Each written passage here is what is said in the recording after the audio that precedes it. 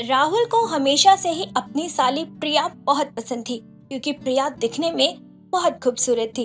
इसीलिए राहुल जानबूझकर आए दिन प्रिया से हंसी मजाक किया करता था। प्रिया बहुत ही भोली थी और अपने जीजा के हंसी मजाक को समझ नहीं पाया करती थी।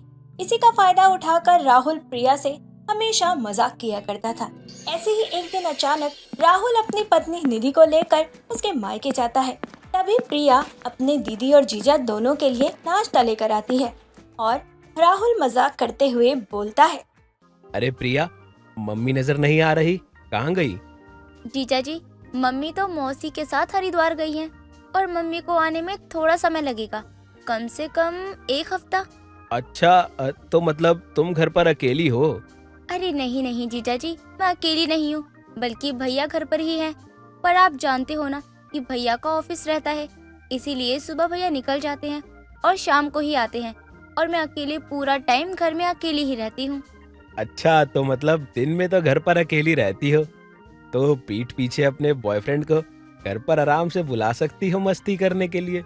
जीजा जी, पहली बात तो ये कि मेरा कोई बॉयफ्रेंड नहीं है और दूसरी बात ये कि मस्ती करने के लिए मैं अपने दोस्तों के साथ बाहर जाती हूँ। अरे मेरी प्यारी साली साहिबा, मैं जिस मस्ती की बात कर रहा हूँ वो बाहर नहीं, घर के अंदर ही होती है। लगता है तुम मेरी बात समझी नहीं। कौन सी मस्ती जीजा जी, जरा खुलकर बोलिए, मुझे कुछ समझ नहीं आया कि आप क्या कहना चाहते हो। अरे प्रिया, तुम उनकी बातों पर ध्यान मत दो, तुम्हें तो पता ही है इन्हें घटिया घटिया मजाक करने की कितनी गंदी आदत है। और राहुल, मैंने तुम्हें समझाया था ना कि मेरे घर पर जाना तो मेरी बहन से भी कुछ फालतू का हंसी मजाक मत करना, लेकिन एक तुम हो जिससे मेरी बात समझ में ही नहीं आती। अरे यार, तुम इतना गुस्सा क्यों कर रही हो? मेरी साली है प्रिया, और जीजा साली के बीच में थोड़ी हंसी मजाक तो चलता रहना चाहिए भाई। फालतू की बातें करती हो तुम भी। ऐसे ही थोड़ी देर बाद प्रिया किचन में जाकर अपनी दीदी और जीजा के लिए खाना बनाती है। तभी मौका देखकर राहुल किचन में आता है और प्रिया के साथ बेशर्मी भरी हंसी मजाक करता है और बोलता है, और बताओ साली साहिबा, सब्जी में क्या पसंद है तुम्हें? वैसे तो मैं सब कुछ खा लेती हूँ, पर मुझे सबसे ज्यादा लौकी पसंद है। लेकिन अगर लौकी हरा हरा हो और ताज़ा लंबा लंबा हो ना, तो ज्यादा मजा आता है लौकी की सब्जी खाने में। अच्छा, तो मतलब मेरी साली को भी लंबा लंबा पसंद है। वैसे कुछ भी कहो, खूबसूरती के साथ साथ मेरी साली की पसंद भी लाजवाब है। एक बात तो है साली साहिबा, जिस भी लड़के से तुम्हारी शादी होगी ना, बड़ा खुश नसीब होगा वो। क्यों जीजा जी, आपने ऐसा क्यों कहा कि मेरा पति नसीब वाला होगा? क्या पता, ऐसा भी तो हो सकता है ना कि वो बेचारा मुझसे शादी करके अपनी किस्मत पर रोए। अरे क्या साली साहिबा, आप भी कैसी बातें करती हो? अरे ऐसी कोमल कली पाकर भला कौन रोएगा? रोता तो वो है जिसकी किस्मत मेरी तरह खराब होती है। मुझे देख लो, तुम्हारी बहन से शादी हो गई मेरी। मेरी शादी तुम्हार से होनी चाहिए थी। क्या जोड़ी है हम दोनों की। इतना बोलकर राहुल प्रिया का हाथ पकड़ लेता है और मजाक मजाक में धीरे से उसके करीब जाने लगता है। प्रिया को राहुल का टच बिल्कुल अच्छा नहीं लगता है। अरे जीजा जी, ये सब क्या है? हंसी मजाक करना है तो दूर से करिए ना, ऐसे पास आने की क्या जरूरत है? जिसकी साली इतनी खूबसूरत हो, उस जीजा को बहकना तो बनता ही है ना। जैसे आपकी खूबसूरती को देखकर मैं बहक रहा हूँ। कभी कभी तो मुझसे कंट्रोल ही नहीं होता प्रिया। प्रिया अपने जीजा को धक्का देकर वहाँ से भगा देती है। ऐसे ही शाम को प्रिया का भाई विजय घर आता है। विजय को देखकर राहुल का मुंह बन जाता है, लेकिन विजय राहुल को देख बोलता है, क्या बात है जीजा जी, अचानक से आप यहाँ? अरे साले साहब, सोचा था कि आपकी दीदी को मायके घुमा लाऊं। यहाँ आकर पता चला कि मम्मी जी तो घर पर ही नहीं है। इसलिए मैंने और निधि ने सोचा कि अब हम यहीं रुक जाते हैं जब तक मम्मी नहीं आती। वो क्या है ना, बार बार आना जाना अच्छा नहीं लगता यार। चलिए कोई बात नहीं जीजा जी, अगर आपको यहाँ रहना है तो आप रह सकते हैं, और आपको किसी भी चीज की कोई जरूरत हो ना तो आप ना मुझे बता देना। हाँ हाँ ठीक है विजय, तुम मेरी चिंता मत करो। ऐसे ही थोड़ी देर बाद सभी लोग बैठकर डिनर कर रहे होते हैं। इसी बीच राहुल बार बार प्रिया से गंदे घटिया मजाक कर रहा होता है। ये देखकर विजय को अच्छा नहीं लगता, लेकिन बेचारा चाहकर भी कुछ बोल नहीं पाता। ऐसे ही अगले दिन विजय के साथ राहुल की बहन निशा उनके घर पर आती है और निशा को देखकर राहुल कहता है, अरे निशा, तुम यहाँ क्या कर रही हो? अरे भैया, वो दरअसल मुझे रास्ते में विजय मिल गया था और विजय जबरदस्ती मुझे यहाँ खींच लाया। बार बार कह रहा था कि घर चलो घर चलो। मैं भी विजय को मना नहीं कर पाई। अरे जीजा जी, कुछ दिनों के लिए निशा को भी रहने दीजिए ना, हम सभी को अच्छा लगेगा। और वैसे भी घर में अकेले रहते रहते पूरा घर काटने को दौड़ता था, और आप सबके साथ निशा भी रहेगी तो अच्छा लगेगा।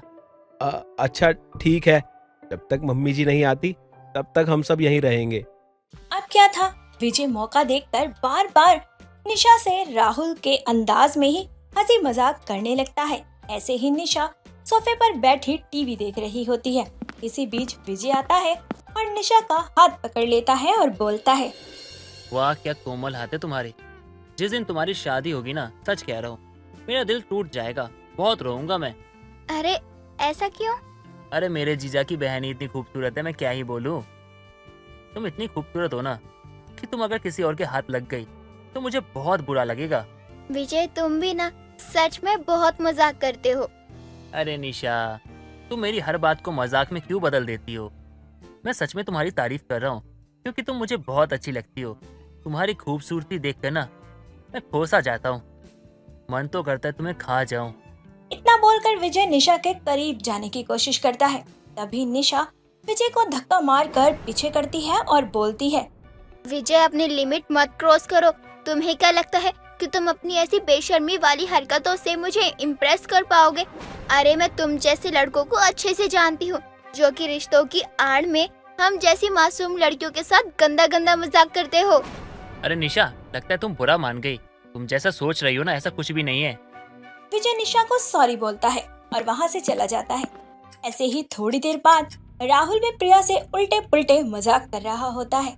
राहुल के हंसी मजाक से अब बहुत ही ज्यादा अनकंफर्टेबल हो गई थी, लेकिन बेचारी भोली और सीधी थी और इसीलिए कुछ कह नहीं पा रही थी। लेकिन ये सब देखकर विजय का गुस्सा बढ़ता चला जा रहा था। ऐसे ही थोड़ी देर बाद जब सब लोग साथ बैठकर डिनर कर रहे होते हैं तो इसी बीच विजय निशा को अपने हाथों से खाना खिलाता है और बोलता है, ओ मेरी निशा, जरा मेरे हाथ से खाना खाकर तो देखो। खाना तो बहुत टेस्टी है, सच में मजा आ गया खाकर। क्या कह रही हो तुम? तुम्हें इतने से ही मजा आ गया? अरे असली मजा क्या होता है तुम्हें अब मैं बताता हूँ। विजय बार बार निशा के साथ उल्टे पुल्टे मजाक करता है। ये देख राहुल को गुस्सा आता है और वह विजय से बोलता है, विजय, लगता है तुम बेशरम हो गए हो। अरे शर्म नहीं आती किसी लड़की के साथ ऐसे भद्दे मजाक करते हुए? और निशा मेरी बहन है और एक भाई के सामने तुम उसकी बहन को इतना गंदा गंदा बोल रहे हो। अरे जीजा जी, क्या हो गया आपको? वैसे भी जीजा की बहन के साथ मजाक करना हक बनता है मेरा, तो मैं वही कर रहा हूँ। हाँ, मैं जानता हूँ तुम्हारे पास मजाक करने का पूरा हक है। इसका मतलब ये नहीं कि तुम रिश्तों की आड़ में अपनी मर्यादा भूल जाओ। वाह जीजा जी वाह, जब आपकी बहन की बात आई तो आपको मर्यादा याद आ रही है, लेकिन जब मेरी बहन की बात थी तब आपको ये सब याद नहीं आया? आप मेरी बहन के साथ क्या क्या करते हो, कितने गंदे मजाक करते हो, उसे टच करने की कोशिश करते हो, वो सब मुझे दिखाई देता है। छोटा हूँ लेकिन समझता सब कुछ हूँ। अगर कोई मेरी बहन के साथ कुछ गलत करेगा तो चुप बैठकर मैं देखूंगा नहीं। हाँ भैया, विजय बिल्कुल सही कह रहा है। और विजय ने मेरे साथ जो कुछ भी किया है वो सिर्फ एक नाटक था, ताकि आपको हम दोनों सबक सिखा सके। आपको क्या लगता है कि हम दोनों को पता नहीं है कि आप जानबूझकर प्रिया के साथ कितने गंदे मजाक करते हैं? हाँ, हम जानते हैं कि आप दोनों का रिश्ता ही कुछ ऐसा है जिसमें हंसी मजाक चलता है, पर हमें हमेशा जीजा साली के बीच होने वाली हंसी मजाक को एक लिमिट में ही रखना चाहिए ताकि सामने वाले को बुरा ना लगे। विजय और निशा की सिखाई हुई सीख से राहुल को समझ आ जाता है कि उसने जाने अनजाने प्रिया के साथ बहुत गलत किया। इसीलिए राहुल सबके सामने प्रिया से हाथ जोड़ माफी मांगता है और प्रिया राहुल को माफ कर देती है और आगे से फिर कभी राहुल प्रिया के साथ मजाक नहीं करता है। दोपहर के 2 बज रहे थे। मेघना छत पर सूखे कपड़ों को लेने जाती है और जल्दी जल्दी में वो चप्पल पहनना भूल जाती है। जैसे ही उसके पैर छत की गरम गरम फर्श पर लगते हैं, तभी उसकी जोर से चीख निकल जाती है और वो बोलती है, हाय हाय, मर गई मैं तो, जल गई। उफ, कितना गरम फर्श है। ऐसा लग रहा है जैसे छत का लेंटर तेज गैस पर रखा हुआ तवा है जिस पर मैंने पैर रख दिया हो। हाय, पहले चप्पल पहन लेती हूँ फिर कपड़े उतारूंगी, नहीं तो KFC चिकन के जैसे रोस्ट हो जाएंगे मेरे पैर। इतना बोलकर मेघना वहाँ से वापस नीचे आती है और चप्पल पहनकर वापस से छत पर जाती है और सारे कपड़े उतार कर ले आती है और उन्हें सोफे पर पटक देती है। तभी उसकी सास नीलम कहती है, क्या हुआ बहू, क्यों गर्म पानी जैसी उबल रही हो? होना क्या है माँ जी, सूखे कपड़े उतारने के लिए छत पर गई थी और चप्पल पहनकर जाना भूल गई। पैर जल गए मेरे। पता नहीं गर्मी के दिन कब खत्म होंगे और बारिश कब आएगी। इस गर्मी ने तो जीना मुश्किल कर दिया है। अरे बेटा, अभी तो पूरा का पूरा जून और जुलाई पड़ा हुआ है, अभी कहाँ जाने वाली है गर्मी? माँ जी पता नहीं क्या होगा इस गर्मी में, टंकी का पानी भी ऐसे निकलता है जैसे उबाल कर डाल दिया हो। बहू अब क्या करें, जो भी है वो यही दिन है। अब मौसम तो सारे ही आएंगे, फिर चाहे वो गर्मी का हो या बरसात का। जब जिसका समय होगा तब वो आएगा।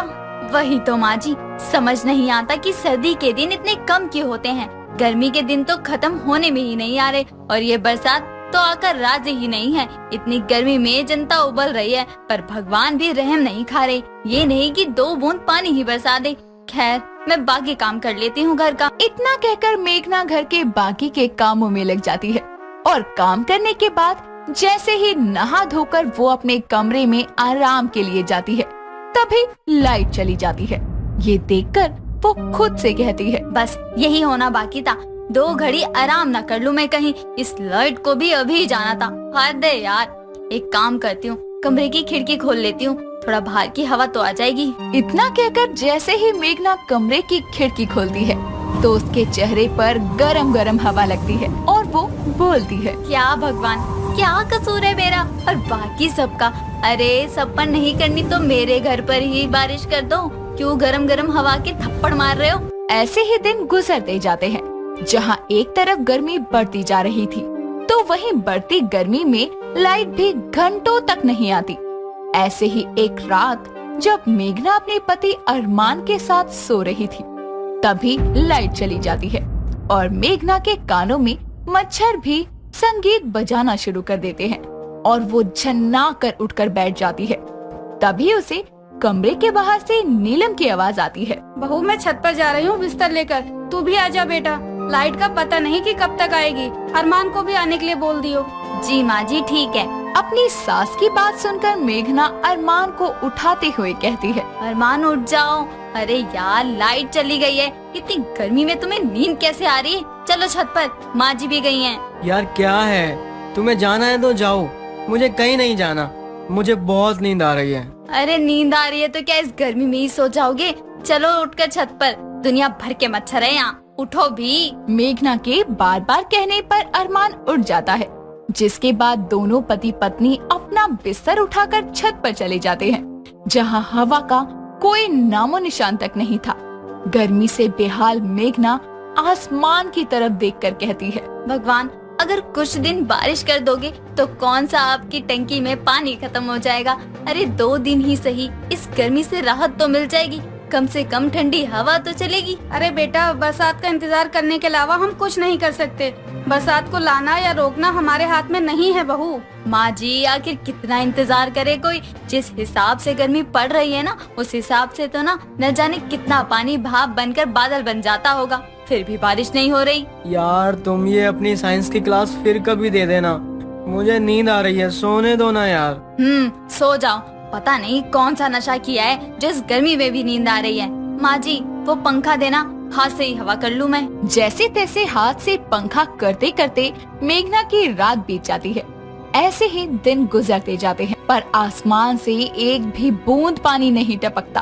पर एक सुबह जब मेघना छत पर पौधों को पानी दे रही होती है, तभी मुरझाए हुए पौधे देखकर मेघना कहती है, हाय हाय देखो तो सही इन पौधों को, बेचारे कैसे फ्राई होकर भुर्जी बन गए हैं। इतना पानी खाद देने के बाद भी हरे नहीं हो रहे, पर इसमें इनका क्या कसूर? इतनी गर्मी में तो बंदे सूख जाएं, ये तो फिर भी पौधे हैं। इंद्र भगवान हम इंसानों पर ना सही, कम से कम इन पौधों पर तो रहम खा लो, इनके लिए ही बारिश करवा दो। क्यों इतना इंतजार करवा रहे हो? पौधों को पानी देने के बाद जैसे ही मेघना छत से नीचे आती है, तभी वो देखती है कि उनकी पड़ोसन विमला नीलम के साथ बैठी हुई है और उनको देखकर मेघना कहती है, नमस्ते आंटी जी। अरे नमस्ते बेटा नमस्ते, पौधों को पानी देकर आई हो? नहीं नहीं आंटी, वो तो बेहोश हो गए थे गर्मी से, तो मैं होश में ला रही थी। मजाक बहुत करती हो बेटा तुम। बेकार सवाल बहुत करती हो आंटी आप, मतलब कैसे आना हुआ घर? अरे मैं तो नीलम को बता रही थी कि मेरा बेटा हम सबको वाटर पार्क घुमाने ले गया था। वहाँ बड़ा मजा आया, बरसात के भी मजे लिए हमने तो। ये देखो कितना मजा आ रहा था। चलो मैं जाती हूँ, मेरी बहू इंतजार कर रही होगी। इतना कहकर विमला वहाँ से चली जाती है और शाम को जैसे ही अरमान घर आता है तभी मेघना बोलती है, सुनिए जी, मुझे कुछ कहना है। जी कहो। देखो, मुझे नहीं पता कि आसमान से बूंदे कब बरसेंगी कब नहीं, कब तक इंतजार करना होगा। इसलिए आप मुझे और मम्मी जी को वाटर पार्क घुमाने ले चलो। हम वहाँ रेन डांस का मजा लेंगे। यार उसके लिए वाटर पार्क क्यों जाना है? बाथरूम में लगा हुआ फव्वारा चला लो, जितना मर्जी रेन डांस करो, कोई नहीं रोकेगा। इसके लिए पैसे क्यों बर्बाद करना?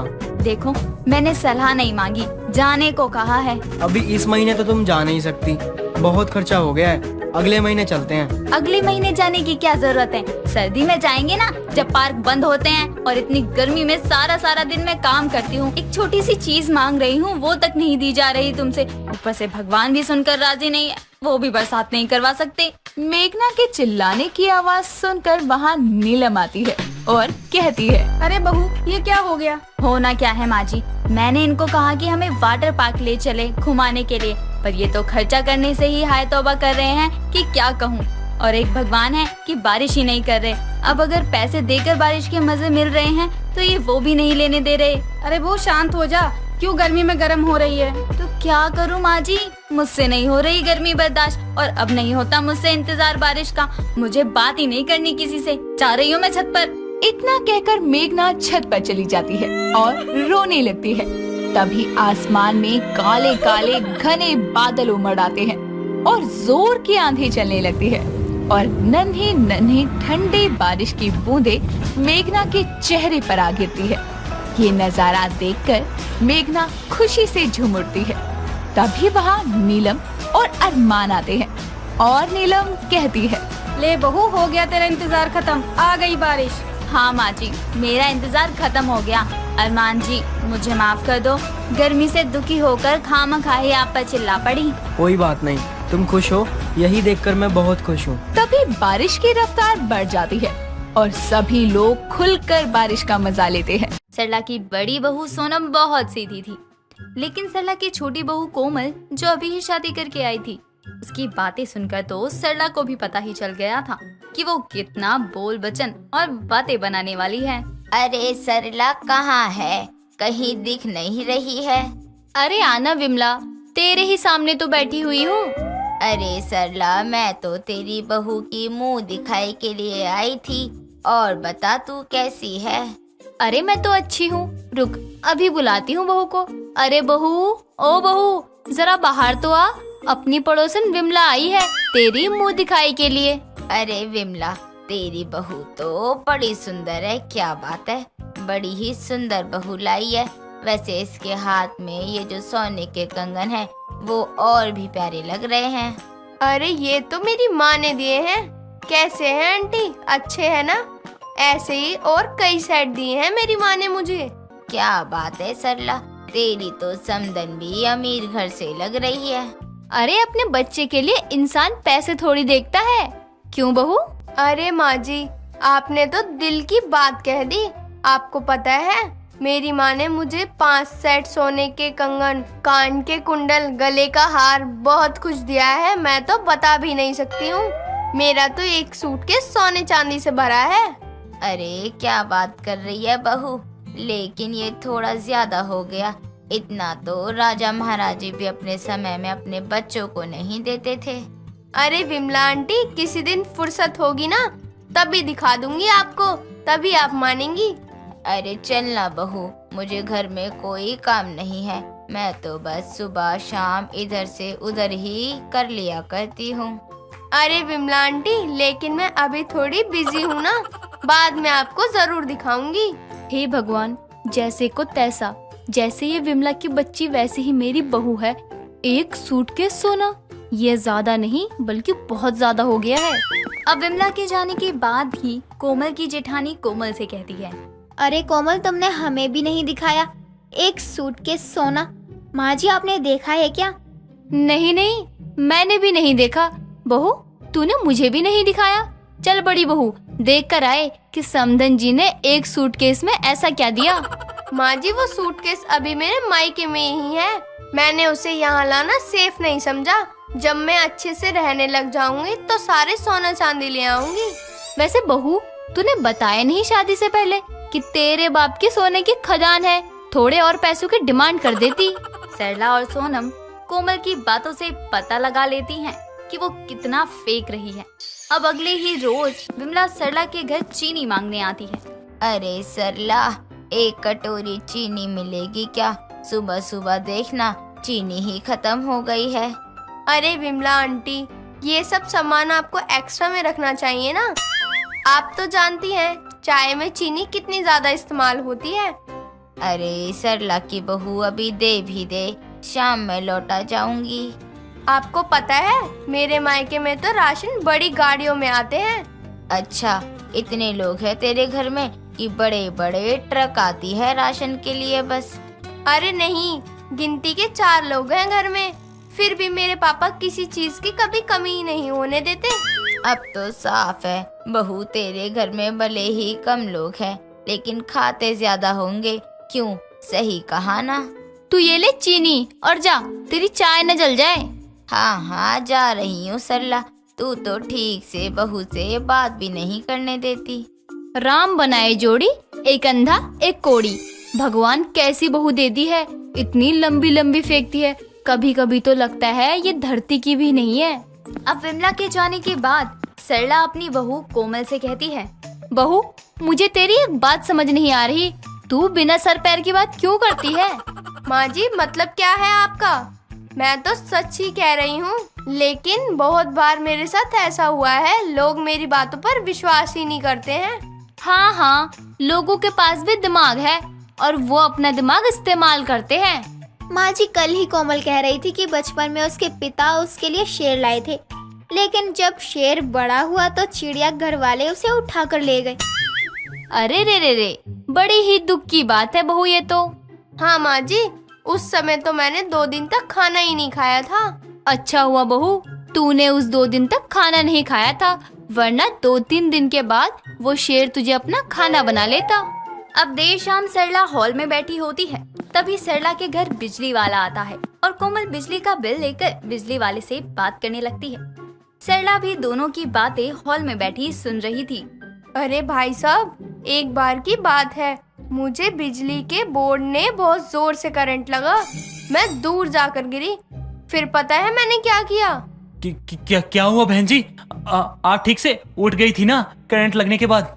और मैं उठी, बिजली के तारों को अपने दांतों से काटने लगी। जो भी करंट था सब मेरे अंदर आ गया। 2 दिन तक जो भी मुझे छूता उसे ही करंट लग जाता। बहू तेरा हो गया तो तू जा और बिल को मेरे कमरे में रख दे, मैं आती हूँ। अरे बेटा, इसकी बातों को सीरियस मत लेना। जिस करंट की ये बात कर रही है ना, वो असल में इसे पागल खाने में दिए जाते थे, उसके ही दौरे इसे आज भी पड़ते हैं। अच्छा माँ जी, अब मैं चलता हूँ, आप अपना ध्यान रखना। राम राम। राम राम बेटा, राम राम। बेचारा सीरियस हो गया था। सरला तो अपनी बहू कोमल की लंबी लंबी बातों से परेशान हो चुकी थी। वो अपनी बहू को कई बार सुना भी चुकी थी कि उसकी इन बेकार की बातों से वो कभी कभी मुसीबत में भी फंस सकती है, लेकिन कोमल पर इन बातों का कोई असर नहीं हो रहा था। एक रोज सरला अपनी बहू कोमल को आंगन में बैठा हुआ देखती है। तभी वो देखती है कि विमला कोमल के पास आती है। अरे बहू, क्या कर रही है? नाखून काट रही है? अरे जब तू अपने नाखून ही काट रही है तो मेरे पैरों के नाखून भी काट दे। अरे क्यों नहीं विमला आंटी, आप तो मेरी सास समान हैं। अपनी सास की इससे सेवा होती नहीं, लेकिन विमला को कैसे बोल रही है कि आप मेरी सास जैसी हो। विमला आंटी, आपको पता है जब से इस घर में आई हूँ माँ जी को एक काम नहीं करने दिया है। सोते हुए जगते हुए पैर दबाती हूँ, नहाने जाती हैं तो उनके कपड़े लिए बाहर खड़ी रहती हूँ, उनको उठाने से पहले चाय लिए खड़े रहती हूँ, और जब वो रुक क्यों गई, बोल देना। हगने जाती हूँ तो लोटा लिए खड़ी रहती है। हे प्रभु, कैसी बहू दे दी आपने। सुबह 10 बजे से पहले उठती नहीं है और ना जाने क्या क्या बक रही है विमला के सामने। और क्या बहू, कहीं जो मैं सोच रही हूँ वो सच तो नहीं है? नहीं बहू, ये तू क्या कहने जा रही है? ना ना बहू, ये मैं नहीं सुन सकती हूँ। धत, विमला आंटी, आप भी ना जाने क्या सोच कर बैठ गई हैं। ना ना ना, वो सब तो खुद ही करती हैं। भला ऐसे काम भी एक दूसरे का करता है क्या? फिर तो ठीक है, मैंने तो सोचा सरला से इतनी घटिया उम्मीद नहीं थी। वैसे आपको एक बात बताऊं माँ जी के बारे में। आप माँ जी से ये मत कहना। माँ जी मुझे एक रोज कह रही थी कि उनकी शादी जब हुई थी ना, तो उन्हें पापा जी ने 9 लाख का हार दिया था। क्या बात कर रही है बहू तू? मुझे तो आज तक सरला ने कभी नहीं बताया कि उसके पास इतना महंगा हार है। अरे विमला आंटी, आप भी समझती नहीं हैं। वो हार बस मेरे पास है। सच में मेरे बूढ़े ने इतना महंगा हार दिया था, लेकिन मुझे ही नहीं पता कि मेरे पास ऐसा और इतना महंगा हार भी है। अगर सच में ये इस वक्त सच बोल रही होती तो मैं उस हार की सफाई करवाने के लिए ही सही, लेकिन इसे बेच जरूर देती। फेंकू कहेगी। दोस्तों, अगर आपको ये कहानी पसंद आई तो इसे लाइक करें, शेयर करें और कमेंट करके बताएं कि कहानी में आपको सबसे अच्छा क्या लगा।